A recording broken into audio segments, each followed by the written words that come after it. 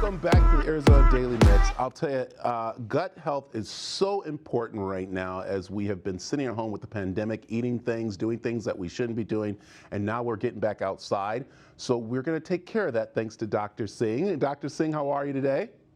I'm good. I'm good. Thanks for having me. So let's talk gut health because this is one big thing in a lot of people's lives that have been causing quite a bit of diseases, have been affecting people, especially those with COVID, and things we need to start watching out for. Yeah, for sure. Gut health is really one of the core components of our overall health. A lot of us don't really know why. And the reason why is because we have a thing called the microbiome that lives inside of our gut. And when we say gut, we mean the digestive tract. So, your intestines, your colon. These are the areas where we have a large population of bacteria that live inside of our gut, and they control so many different parts of our body, believe it or not. Yeah, and everyone says that really our gut health can be from stress. It can be eating food that we think is good for us, but is not good for us, and also our sleeping. Let's talk about some of those.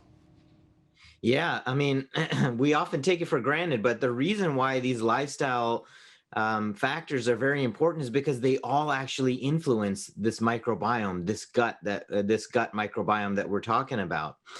I mean, if your sleep cycles are altered and you're not sleeping well, you can have an imbalance in the microbiome. If you're eating junk food, a lot of sugary foods, and that can cause an imbalance in the microbiome. If you're under a lot of stress, that can cause an imbalance in the microbiome. So there's really a very clear common theme here that if we actually can clean up some of our lifestyle factors and eat healthy, exercise, reduce stress, and sleep, then we can actually create a better balanced microbiome. And the key term is really diversity. So diversity means just like in the workforce, we want to have a diverse workforce. So we have a lot of different people that can do a lot of different jobs. And if we don't do these things, then we don't have diversity in our microbiome. And then therefore, as a result, we don't have as much good work happening in the microbiome. And that's when we start seeing problems happen in our body. Wow, and it's so important. Let's talk about the clinic that you work with, because this is very important for people who are looking to take care of their gut health. Yeah, for sure. I started a clinic called Precision Clinic, and really the core basis of that clinic is really to try to help people understand that if we know what's going on inside of your body, then we can make best decisions for you. Precision medicine is really a game changer in how we define health or what it really means to be healthy. Instead of looking at, statistics that are based on everybody, why don't we look at your body, see what's happening in your microbiome, see what your genetics are showing, show what your inflammatory markers are showing, and then make a plan just for you, not based on the latest blog post or what's the latest trending diet style. Yeah, again, it's so important to start checking on that. What's also important is that you are helping a great charity called the Bottomless Closet. What is this organization? Yeah, this is a fantastic organization in New York City, and it helps women in need that are coming out of various different tough spots and trying to get back on their feet and get their lives back together. And so I started giving health webinars for them, all the way from California to New York. COVID actually allowed us to think of new and innovative ways of doing things, so it's really cool. And I teach them about different things that they can do to improve their health, because health is a very important factor in being successful in your job or in life in general.